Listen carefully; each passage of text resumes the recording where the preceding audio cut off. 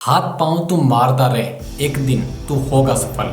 याद रख क्यों शुरू करा, मत भूल तू रहे अटल। Hey everyone, Nema this side and most welcome to Ashukal academy and many many congratulations. आप भीड़ से अलग होते जा रहे हो और आज की इस क्लास में हम पढ़ेंगे यार एबाजी गुणनखंड के बारे में। क्या होता है एबाजी गुणनखंड, बहुत अच्छे से आपको समझ आने वाले हैं, टेंशन ना लो, ठीक है। सबसे पहले देखो आप नाम अभाज्य गुणनखंड। अभाज्य संख्या के बारे में हमने यार कल है वो सीखा था। आप यार होमवर्क नहीं कर रहे हो, करा करो, थोड़ा सा कमेंट में लिखा करो होमवर्क के बारे में, ठीक है, जो भी मैं देता हूँ। तो अभाज्य गुणनखंड हम सीखे, उससे पहले हमने अभाज्य संख्या सीखी थी। और अगर आपको अभाज्य संख्या नहीं आ रही है तो प्लीज़ वो जो क्लास है वापस देखना, पहली क्लास में हमने डिस्कस करा था पहले दिन, ठीक है। तो आज हम देखेंगे अभाज्य गुणनखंड। अभाज्य गुणनखंड से ही पहले हम देखते हैं गुणनखंड, उसके बाद में अभाज्य गुणनखंड है वो यार देखेंगे, ठीक है। गुणनखंड क्या होता है, नाम से ही जैसे पता चल रहा है गुणनखंड, यानी जैसे फॉर एग्जांपल मैं एक संख्या लिखता हूँ, मान लो मैंने लिखा है 50, यहाँ पे लिखा है मैंने 50। इस 50 का मैं क्या करता हूँ, इस प्रकार से टुकड़े करता हूँ कि अगर उन टुकड़ों को वापस से गुणा करा जाए तो 50 हो जाएगा। जैसे कि मैं लिखता हूँ ऐसे 25 इंटू 2, देखो 25 और 2 में मैंने टुकड़े कर दिए, तो जब मैं इनको वापस से मल्टीप्लाई करूंगा तो क्या कितने हो जाएंगे, 50 हो जाएंगे। आप लोगे नहीं, मेरे माइंड में तो एक और टुकड़ा आ रहा है, ऐसे भी आ सकते हैं, देखो 10 इंटू 5 बिल्कुल आ सकते हैं। यही तो गुणनखंड है, ठीक है। या आप बोलोगे नहीं मैं ऐसे भी लिख सकता हूँ 50 इंटू 1, बिल्कुल आप ऐसे भी लिख सकते हो 50 इंटू 1। यही तो है गुणनखंड, समझे, गुणनखंड। अगर आपको ये चीज़ समझ आ गई है तो बहुत अच्छी बात है, नहीं यही तो एक एग्जाम्पल है वो और लेते हैं। फॉर एग्जाम्पल मैं लेता हूँ 20 का। चलो 20 के टुकड़े यार कैसे कैसे हम कर सकते हैं। 20 के टुकड़े आप बोलोगे कि 10 इंटू 2, ये टुकड़ा मेरे माइंड में आ रहा है, ओके। देखो 10 और 2 का टुकड़ा करा 20 आ रहे हैं। और कैसे आ सकते हैं, और कैसे 20 के टुकड़े कर सकते हैं, मतलब टुकड़े करने का मतलब समझे क्या। जैसे आपके पास 20 चॉकलेट है, आप 20 चॉकलेट आप कैसे कैसे बांटोगे, 10 लोगों को बांटोगे 2-2 चॉकलेट होगी। या ऐसे देख लो कि 2 लोगों को चॉकलेट बांटोगे 2 लोगों को बांटोगे 10-10 चॉकलेट, तो भी 20 होगी। या आप बोलोगे नहीं मैं 5-5 चॉकलेट बांटूंगा 4 लोगों को, ठीक है, तो भी हो जाएगी 5 इंटू 4 20, ठीक है। 4 इंटू 5 लिखो चाहे 5 इंटू 4 लिखो, एक ही बात है। या आप बोलोगे नहीं मैं 20 चॉकलेट एक आदमी को ही दे दूंगा, तो 20 इंटू 1, ठीक है। ये हो गए 20 के टुकड़े, इन्हीं को बोलते हैं गुणनखंड, ठीक है। गुणनखंड तो आपके समझ में आ गया। अब हम देखते हैं यार अभाज्य गुणनखंड। अभाज्य गुणनखंड का मतलब होगा कि जो मैं ये टुकड़े कर रहा हूं तो टुकड़ों में ऐसी संख्या आनी चाहिए, सीधी सी बात है यार, अभाज्य संख्या आनी चाहिए, क्या ऐसी वैसी कर रहे हो। तो ऐसे देखो जब मैं 50 के टुकड़े करूं, या ऐसे देखो मैं 20 के टुकड़े करूं, पहले 50 का कर लेते हैं। 50 के टुकड़े करूं तो देखो यहाँ पे 25 आपको पता है अभाज्य संख्या नहीं होती, तो ये अभाज्य गुणनखंड नहीं है। जब मैं ये टुकड़ा कर रहा हूं 10 इंटू 5 का, तो यहाँ पे यार 10 अभाज्य संख्या नहीं है, तो ये भी अभाज्य गुणनखंड नहीं है। जब मैं 50 इंटू 1 करता हूं तो यहाँ पे 50 अभाज्य संख्या नहीं है, तो ये अभाज्य गुणनखंड तो नहीं हुए, ठीक है। 20 के टुकड़े देखो, ये 20 का ये वाला टुकड़ा, जो ये वाला टुकड़ा 10 इंटू 2, तो ये अभाज्य गुणनखंड नहीं है ना। क्यों, क्योंकि आप देखो अभाज्य गुणनखंड का मतलब जो भी टुकड़े कर रहे हैं ना हम, उनमें जो संख्या आ रही है ये अभाज्य संख्या आनी चाहिए, लेकिन हमें पता है 10 तो अभाज्य संख्या नहीं होती, तो अभाज्य गुणनखंड नहीं है, ठीक है। ये वाला टुकड़ा करते हैं, इसमें देखो 4 है वो, ये अभाज्य संख्या नहीं है, 4 अभाज्य संख्या नहीं होती ना, तो ये अभाज्य गुणनखंड नहीं हुआ, ठीक है। जब ये लेवें 20 इंटू 1, तो इसमें ये 20 है, ये अभाज्य संख्या नहीं है, तो यार अभाज्य गुणनखंड नहीं हुआ ये। चलो अब 50 का हम अभाज्य गुणनखंड करते हैं। अभाज्य गुणनखंड कैसे होगा कि जो भी टुकड़े हैं उसको और तोड़ दो, टुकड़ों के टुकड़े और करते जाओ, तब तक करते जाओ जब तक कि टुकड़े हो ही ना आगे, तब तक करते जाओ। जैसे मैं लेता हूँ 50 का क्या 25 इंटू 2, पहले मैंने ये टुकड़े कर दिए, मुझे पता है ये अभाज्य गुणनखंड नहीं है, मैं क्या करूंगा, जिसके टुकड़े और हो रहे हैं और टुकड़े कर दो। 2 का तो नहीं हो रहा, 25 का होगा टुकड़ा। 25 का टुकड़े हो रहे हैं, 25 के कैसे होते हैं? अरे भैया 5 × 5 होते हैं ना। ऐसे मत बोल देना कि 20 और 5 25, वो तो जोड़ने पे होता है 20 + 5। गुणा में होने चाहिए टुकड़े 5 × 5 ऐसे। तो 25 का मैंने टुकड़े कर दिए, देखो 25 के मैंने 5 × 5 कर दिए, ऐसे कर सकता हूँ। और ये 2 अपना पड़ा है। अब क्या मैं इनका और टुकड़ा कर सकता हूँ? कर सकता हूँ क्या? देखो ये चीज़ अगर आपको नहीं समझाई, वापिस समझाता हूँ मैं। देखो मैंने 50 का टुकड़ा करा, ये 25 × 2, इतना तो आप बोलोगे समझ में आ गया। लेकिन ये अभाज्य गुणनखंड नहीं है। क्यों नहीं है? क्योंकि 25 अभाज्य संख्या नहीं है। अगर ये दोनों अभाज्य संख्या होती है ना तो अभाज्य गुणनखंड हो जाता है। 2 तो अभाज्य संख्या है, इसमें तो कोई दिक्कत नहीं है हमारे। लेकिन 25 के टुकड़े और हो रहे हैं, कहने का मतलब टुकड़े और करते जाना है, करते जाना है, करते जाना है हमें। तो 2 का तो टुकड़ा होगा नहीं, 2 का तो जैसा है वैसा का वैसा लिख दो, ठीक है। 25 के टुकड़े करो, और 25 के टुकड़े क्या होते हैं? 5 × 5 ऐसे। ये अब क्या और टुकड़े हो रहे हैं इनके? 5 के टुकड़े और होते हैं? नहीं होता। अब बोलोगे 5 × 1 होता है ना। एक का टुकड़ा, एक में टुकड़ा करने का ऐसे कोई मतलब नहीं है। तो और इनका कोई टुकड़ा हो नहीं रहा, तो यही भैया अभाज्य गुणनखंड हो गए 50 के। समझे? 50 का ये अभाज्य गुणनखंड हो गया, जो मैंने अभी गौर करा है। ओके, अब मैं ऐसे 20 का और करता हूँ, देखते हैं 20 का अभाज्य गुणनखंड करें। तो 20 का आप पहले बोलोगे कि देखो मेरे को ये 5 × 4 ये टुकड़ा तो मेरे को करना आता है। क्या मैं इसके और टुकड़े कर सकता हूँ? अगर मैं कर सकता हूँ तो करो। चलो करते हैं। 5 का नहीं कर सकता, जिसका नहीं कर सकता वो वैसे का वैसा रख दो, 5 का 5 रख दिया हमने। 4 का मैं कर सकता हूँ, ये लो 2 × 2 कर दिया, ये लो। अब बताओ, अब क्या मैं इसके और टुकड़े कर सकता हूँ? नहीं, अब तो और नहीं कर सकता मैं, नहीं कर सकता ना। 5 के और कर सकते हो? नहीं कर सकते। 2 के और कर सकते हो? नहीं कर सकते हो। तो ये हो गया अभाज्य गुणनखंड 20 का। समझे? ये लो, जो मैंने गोल करा ये अभाज्य गुणनखंड है। अब आपके समझ में आ गया होगा। अब आप बोलोगे कि अगर बड़ी संख्या होगी तो हम ऐसे कैसे करेंगे, यहाँ पे तो इससे ज़्यादा टाइम लग रहा है। तो यहाँ पे अभाज्य गुणनखंड करने का एक तरीका होता है, वो मैं समझाता हूँ। चलो मैं एक संख्या लेता हूँ, मान लेते हैं 20 ही लेते हैं एक बार, ठीक है, ताकि बढ़िया से समझ में आ जाए, कोई प्रॉब्लम ना आ रही।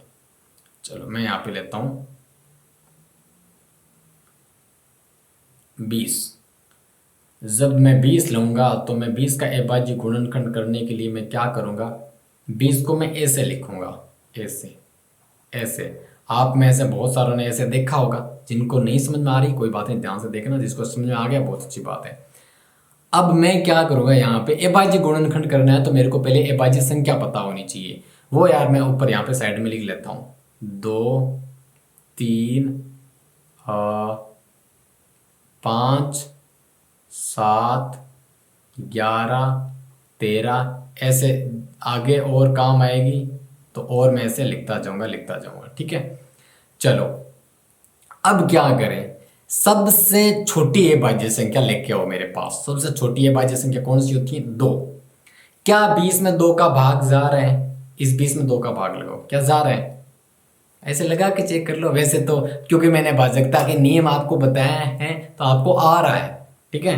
भाजकता के नियम इससे जस्ट पिछली वाली क्लास में हमने करे थे, डे 2 में। आज ये डे 3 है, ठीक है।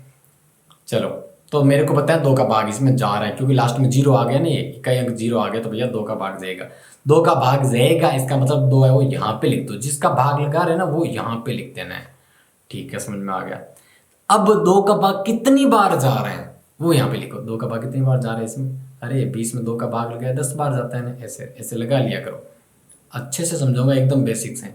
देखो 2 का भाग लगा है, 2 एकम 2 0, और आगे ये 0 है, यहाँ पे उत्तरा भाग उठ गया, ऊपर ये 0। अगर ये भाग देना भी नहीं आता तो कभी बात करेंगे और कमेंट में बता देना। तो 2 का भाग दिया आया 10, चलो ठीक है, इतना काम हो गया। वापिस अब हमें लेना है ये 10। क्या इस 10 में वापिस 2 का भाग जा रहा है? सबसे छोटी अभाज्य संख्या पे टिके रहो, अभी 2 पे टिके रहो। यहाँ पे 2 लिया था ना हमने, तो 2 पे अभी टिके रहो। क्या 2 का भाग जा रहा है? हाँ जा रहा है। 2 का कितनी बार जा रहा है? अरे 10 में 5 बार जा रहे हैं ना, ये लो कितना सिंपल है। अब वापिस दो दो पे टिके रहना है, जब तक टिके रहना है, तब तक टिके रहना है तब तक टिके रहना है जब तक कि, यार तब तक होता है ऐसे, जब तक, हिंदी इतना नहीं आती मेरे को। तब तक टिके रहना है जब तक कि ना जाए भाग, तब तक टिके रहना है ऐसे। चलो अब बताओ, 2 का भाग जा रहा है 5 में, आप बोलोगे नहीं जा रहा, लास्ट में 5 आ गए तो 2 का भाग नहीं जा रहा। वैसे लगा आपके भी चेक कर सकते हो, 2 का पहाड़ा बोलो नहीं जा रहा। अब इस 2 को छोड़ो, आगे बढ़ जाओ। आगे कौन है? 3 बैठा है।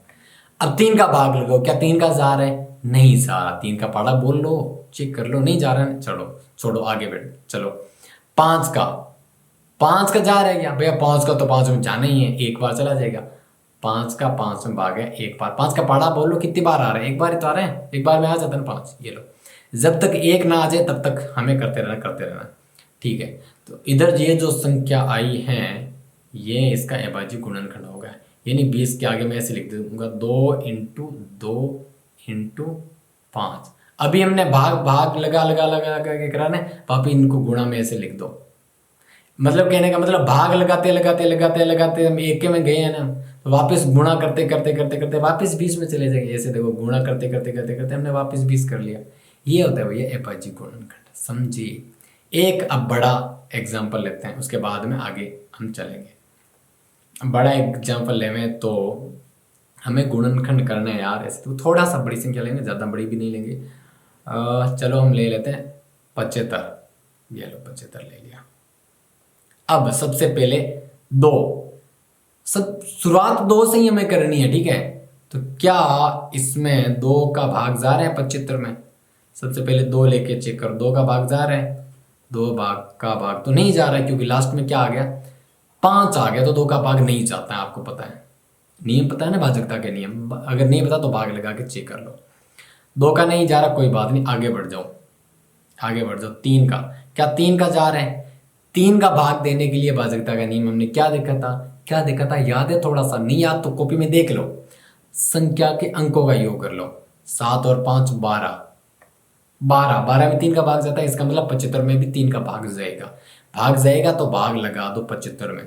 ये लो 75 में भाग लग गया 3 का, लगा देना है बस। ऐसे मत सोचो मैं भाग क्यों लगाऊं, मैं तो डायरेक्ट कर सकता हूँ, फिर आप गलत कर बैठोगे। तो भाग लगाना है। 3 का भाग दिया, 3 दूने 6, घटाया 1, आगे उतारा 5, 5 3 15, कितना आया? 3 का भाग लगाया, आया 25। ये लो 25 आ गया, ठीक है। चलो अब क्या करें? अभी तक हम 3 पे टिके हैं ना, तो आगे नहीं बढ़ना है, अभी वापस 3 पे टिके रहो। अब 3 का भाग लगाओ 25 में, जा रहा है क्या? नहीं जा रहा, देख लो 3 के पहाड़े में नहीं आता ना 25, लगा के चेक कर लो आप, नहीं आ रहा। चलो ठीक है, नहीं आ रहा तो आगे बढ़ जाओ। 3 से आगे बढ़ा तो क्या आया आगे? 5। 3 से आगे कौन सी है भाज्य संख्या भाई? 5 है नहीं। चलो 5 का भाग लगाते हैं 25 में। 5 का भाग लगो, कितनी बार जाएगा? 5 का पहाड़ा बोलो, चलो बोलो, कितनी बार आ रहा है?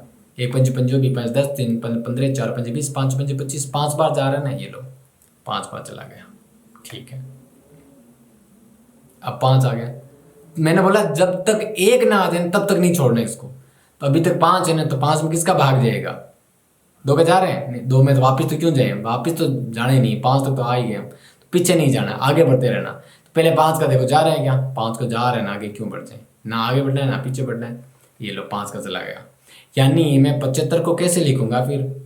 75 को मैं ऐसे लिखूंगा ना, 75 बराबर 3 इंटू 5 इंटू 5। ये लो, ये हो गई अभाज्य गुणनखंड। आई होप आपको समझ में आ रहा होगा। आप चाहे कितनी बड़ी संख्या ले लो, कर लोगे आप, ठीक है। इसका होमवर्क तो मैं कमेंट में ही दे दूंगा, नीचे देख लेना आप कमेंट में, या मैं संख्या दे दूंगा लास्ट में, ठीक है। खुद संख्या लिख के भी आप प्रैक्टिस यार कर सकते हो। चलो आगे चलते हैं। अब आता है यार HCF में। HCF क्या होता है? HCF को वैसे हम क्या बोलते हैं? हाईएस्ट कॉमन फैक्टर है बोलते हैं। इंग्लिश में इसकी फुल फॉर्म हो जाती है, हिंदी में बोले तो महत्तम समापतक बोल देते हैं। सीधी सी बात हमें समझना है, ठीक है। इन बड़े बड़े नामों से कोई लेना देना नहीं है, समझते हैं।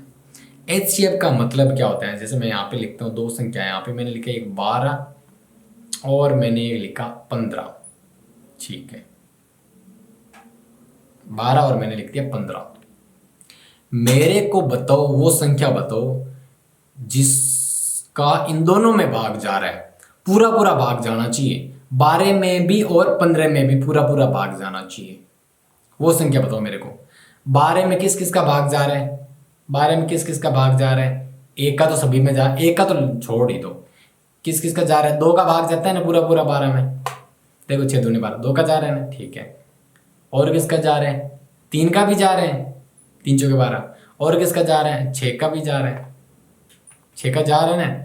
और किसका जा रहा है, 12 खुद का जा रहा है, ठीक है इनका जा रहा है 12 में भाग, ठीक है।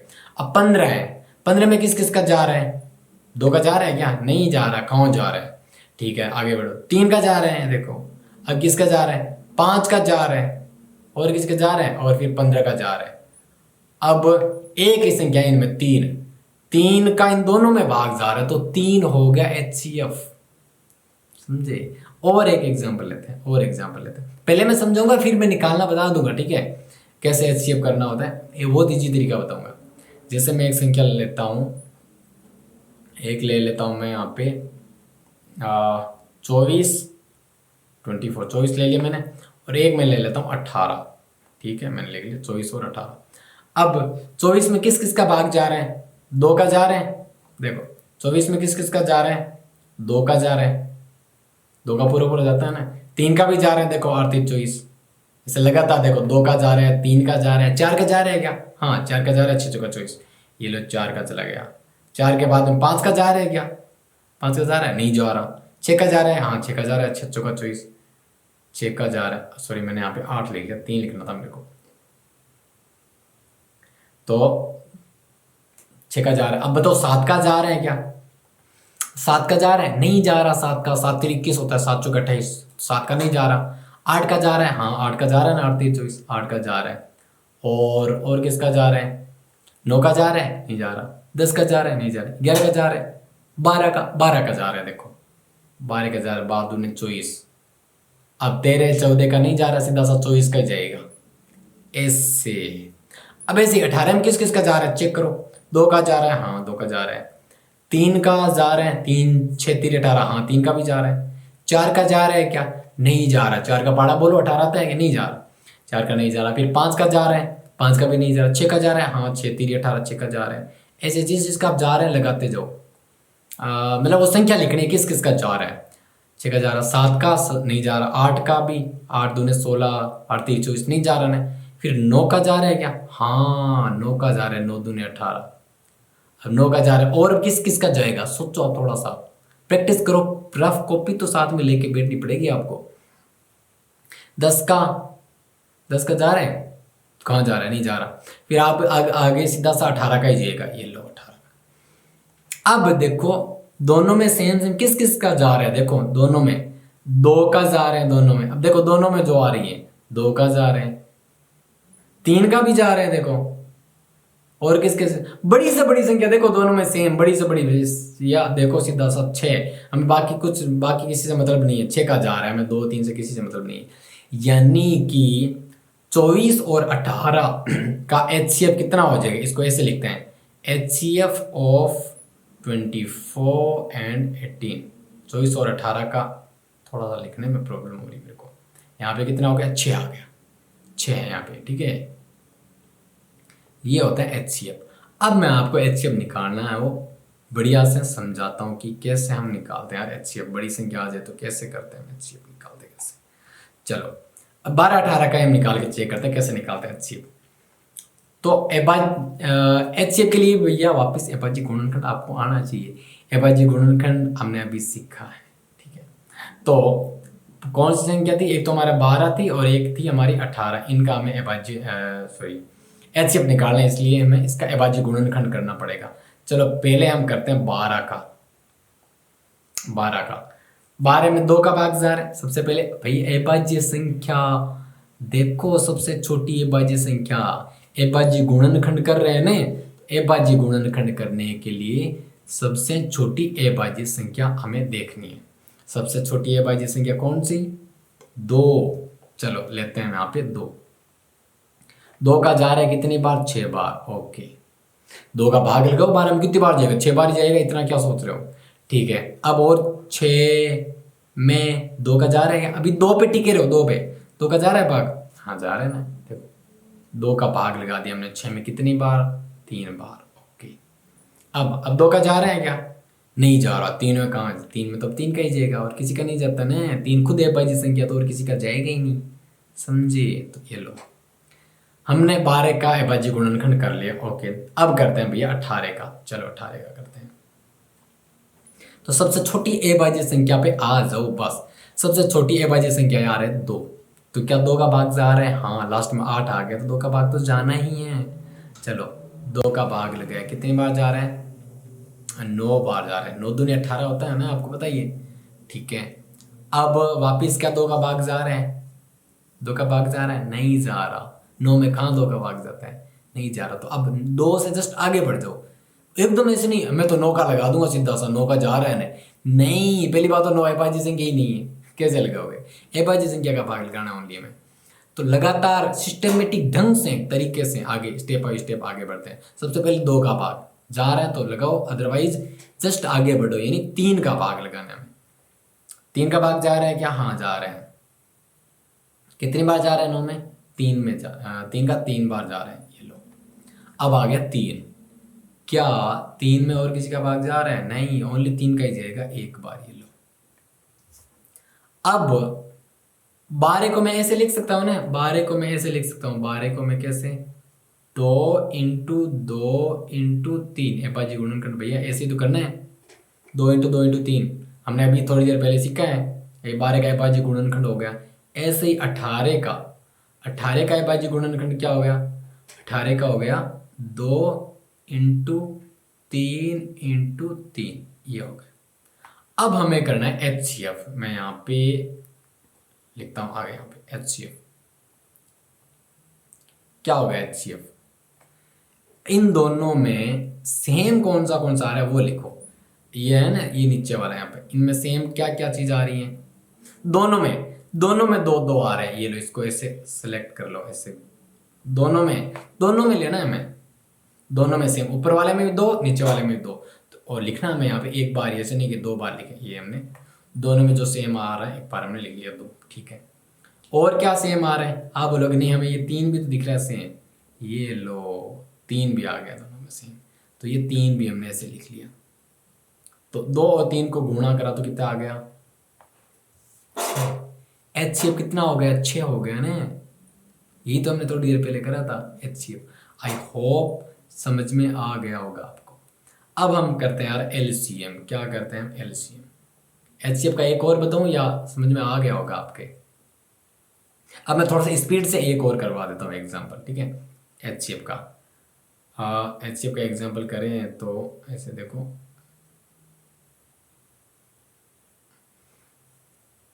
संख्या लेते हैं हम, थोड़ी सी बड़ी ले लेते हैं, 24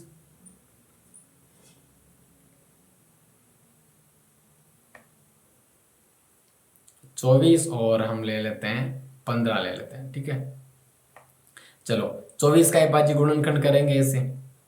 आप ऐसे तो आप करोगे, मैं सीधा डायरेक्ट लिख दूं क्योंकि मेरे को पता है, मैं सीधा डायरेक्ट लिख लेता हूँ ऐसे, क्योंकि ये चीज़ तो आपको समझ में आएगी। आप वैसे करना, लाइन खींच खींच के आपको करनी है।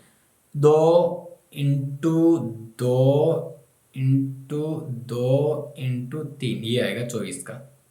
ठीक है, आप सोचोगे मैंने इतना जल्दी ऐसे कैसे लिख दिया, क्योंकि मैं आपको करवा रहा हूँ और मेरे को साल हो गए कि, इसलिए। और आप भी ऐसे सीख जाओगे।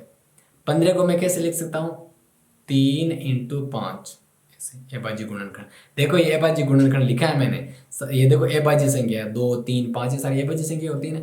ठीक है, अब HCF निकालना है हम इसका। HCF के लिए क्या करेंगे, दोनों में सेम क्या आ रहा है, क्या दोनों में 2 आ रहे हैं, ये 2 नीचे वाले में नहीं आ रहा। 3 दोनों में सेम आ रहा है, देखो ये 3 है वो दोनों में आ रहा है। जब यानी 24 के गुणनखंड में भी आ रहा है, अभाज्य गुणनखंड में भी आ रहा है, और 15 के अभाज्य गुणनखंड में भी आ रहा है 3। तो ये HCF कितना हो गया, 3। ये लो, आई होप समझ में आ गई होगी आपको ये चीज़। और HCF का मतलब मैंने शुरुआत में समझा दिया था कि बड़ी से बड़ी संख्या जिसका दोनों संख्या में भाग जाना चाहिए, इन दोनों में भाग जाना चाहिए। 3 से बड़ी संख्या है ही नहीं जिसका इनमें भाग जाए। 24 में और 15 में भाग लगाना है, ठीक है। चलो अब हम देखते हैं यार एलसीएम। एलसीएम का मतलब होता है यार लीस्ट कॉमन मल्टीप्लाई। अब आप बोलो ये क्या है, मैं तो समझ में नहीं है, छोड़ो। देखो मैं बताता हूं, जैसे 12 और 18 लेते हैं, ये सेम चीज वापस ले लेते हैं, ठीक है। 12 और 18 जो है अगले वाले में चलते हैं यार, अदरवाइज कंफ्यूजन होगा आपको बहुत ज्यादा, ठीक है। कोई नहीं, यहाँ पे समझा दूंगा मैं। देखो 12 और 18, अब यह थोड़ा सा छोटी संख्या लेवे क्या, ठीक है, ये भी ठीक है। आपको पाड़े आते हैं ना थोड़ा, वो कोई बात नहीं, कर लोगे। मैं लिखता हूँ 12 का पाड़ा। 12 एकम 12, 12 दूना 24, 12 तियाँ 36, 12 अरे यार 12 तियाँ 36, 12 चौके 48, 12 पंजे 60, 12 छक्का 72, ऐसे आगे आपको लिखते जाना से। 18 का लिखे, 18 दूना 36, 18 तिया 54, 18 चौके 72, ऐसे आपको लिखते जाना। दोनों में सेम संख्या कौन सी आ रही है? अब देखो सेम संख्या, आप बोलोगे 36 आ रहा है दोनों में, आप बोलोगे 72 भी आ रहा है दोनों में, तो जो सबसे छोटी संख्या सेम आ रही है वो होता है एलसीएम, लीस्ट कॉमन मल्टीप्लाई। यानी 12 के मल्टीप्लाई में, मल्टीप्लाई को बोलते हैं गुणज हिंदी में, और गुणज को और मैं समझाऊं तो ऐसे देख लो पाड़ा, यानी 12 का पाड़ा और 18 का पाड़ा, इन दोनों में कॉमन, कॉमन का मतलब होता है सेम, सेम आए दोनों में। और लिस्ट का मतलब होता है छोटे से छोटा, कम से कम, छोटी से छोटी संख्या जो इन दोनों पहाड़ों में सेम आए। कौन सी है वो? 36 है ने। देखो अब आप बोलोगे 72, लेकिन 72 बड़ी होगी, सबसे छोटी है 36। ये हो गया यार, आई होप समझ में आ गया होगा। अब इसको वैसे सोल्व करने का तरीका क्या है, ये तो भैया मैंने समझाने के लिए आपको इसे करा। वैसे ढंग से करने का मतलब तरीका क्या है, देखो 12 का हमने अभी पीछे करा है ना, 12 का अविभाज्य गुणनखंड, अविभाज्य गुणनखंड करना पड़ेगा आपको बस। 12 का अविभाज्य गुणनखंड क्या होता है? 2 इंटू 2 इंटू 3, ठीक है। ऐसे ही 18 का अविभाज्य गुणनखंड अभी हमने लिखा ही है, क्या? 2 इंटू 3 इंटू 3, ठीक है। अब एलसीएम के लिए क्या करना है? एलसीएम के लिए क्या करना है? एलसीएम के लिए पहले आपको एचसीएफ है वो निकालना पड़ेगा, ठीक है। एचसीएफ तो आपको एकदम सिंपल है। एचसीएफ क्या? जो दोनों में सेम है, ये 3 और ये 2 भी तो आ रहे हैं ना, ये लो 2, ये 6 आ गया, ये तो एचसीएफ आ गया, ठीक है। एलसीएम के लिए क्या करना है भैया? ये जो एचसीएफ है ना, एचसीएफ 6, ये तो लिख ही दो सीधा सा, पहले ही लिख दो 6 हमने लिख दिया। जो एचसीएफ आ रहा है वो लिख दो, और अब जो बाकी जो बच्ची संख्या है ना वो ले लो, यानी 2 बचे हैं और ये 3 बचे हैं, ये ले लो, ये लो 2 और ये रहा 3, समझे। अब इनको गुणा करो आपस में, 6 दूने 12, 12 तियां 36, ये गुणा करना तो आपको आ ही रहा है। अगर ये गुणा करना नहीं आता तो मैं समझाता हूं किसे। ये जो 6 है ना, पहले इन 2 को गुणा कर लो, कितना आ रहा है? 6 को 2 से गुणा करो, कितना आ रहा है? 12। अब जो 12 आया है ना हमारे पास, उस 12 को इस 3 से और गुणा कर दो। आपको इसे 3 जैसा नहीं लग रहा है ना, लेकिन ये 3 है भैया, इसमें थोड़ा सा ऐसे लिखा जाता है, ऐसे, ये 3 है, ठीक है। ओके, 1-2 एग्जांपल और लेते हैं, फिर आपको कोई प्रॉब्लम होगी नहीं। कोई सी भी संख्या ले लेते हैं, मान लो हमने लिया 4 ले लेते हैं, छोटी संख्या लेते हैं थोड़ी सी और आपके अच्छे समझ में आए। एक में ले लेता हूँ 6, 4 और 6 का एलसीएम। आप में से बहुत सारे हैं वो जल्दी सीधा सा बता बोल रहे होंगे, बारे बारे से कर रहे होंगे माइंड में, बिल्कुल सही बोल रहे हो आप। इन 4 का पाड़ा लिखो, 6 का पाड़ा लिखो, फिर सेम आते ही रुक जाओ, 1 चौ 4 बीचो 12 3 चौ 12 4 चौ, ऐसे लिखो, ऐसे 6 का पाड़ा 1 चौ 4 बीच 12। देखो सबसे पहले 12 सेम आ रहा है तो वो हो गया एलसीएम। और अगर ढंग से करे तो भैया 4 का अविभाज्य गुणनखंड करो। 4 का अविभाज्य गुणनखंड क्या? 2 इंटू 2 होता है बस। और 6 का क्या? 6 का होता है 2 इंटू 3, ये लो मैंने लिख दिया 2 इंटू 3। अब एलसीएम करना है तो अब आप सोचोगे बिना HCF भी कर सकते हैं क्या? हम बिल्कुल बिना HCF भी कर सकते हैं। दोनों में जो सेम आ रहा है उनको तो एक बार ही लिखना है। ये दोनों में सेम आ रहे हैं दो दो, ये लो मैंने एक बार लिख दिया। ऐसे मत ले लेना ये कि भैया हाँ डबल आ, ये देखो दो दो आ रहे हैं, नहीं, इन दोनों में 4 और 6 इन दोनों में सेम आना चाहिए। दो दो आ रहे हैं, ये लो लिख लिया। बाकी और कौन बच रहे हैं? अब जो बच्चे हैं उनको तो ऐसे लिखना पड़ेगा अलग अलग। ये लो 2 लिख दिया और ये 3 लिख दिया। गुणा करो इनको, कितना आ रहा है? 2 को 2 से गुणा करा, पहले इन 2 को 2 से गुणा करा, कितना आ रहा है? 2 को 2 से गुणा करा 4, और फिर जो 4 आया है ना उसको इन 3 से और गुणा कर दो। 4 3 कितना हो गया? 12। ये लो 12 कर दिया। ऐसे करना होता है। और इसको ढंग से कैसे लिखे? HCF, और इसको ऐसे कॉस्ट्यूम लिखते हैं 4 और 6 कितना होता है? 12। ये और इसी के साथ आज हमने गुणनखंड, अभाज्य गुणनखंड, LCM और HCF यार हमने सीख लिया। ओके, और आई होप कि आपको चीज़ें समझ में आ रही होगी। अगर चीज़ें समझ में आई है, नहीं आई है, जितना भी समझ आ रहे हैं प्लीज़ मेरे को कमेंट में आप बता सकते हो। और आपके आसपास में जो भी छोटे आपके भाई बहन हैं प्लीज़ उनके साथ भी चीज़ें शेयर करें। और इसी के साथ बस आप पढ़ते रहो, बढ़िया से ज़बरदस्त तरीके से चीज़ें सीखते रहो, और बस डेली है वो कंटिन्यू रखना।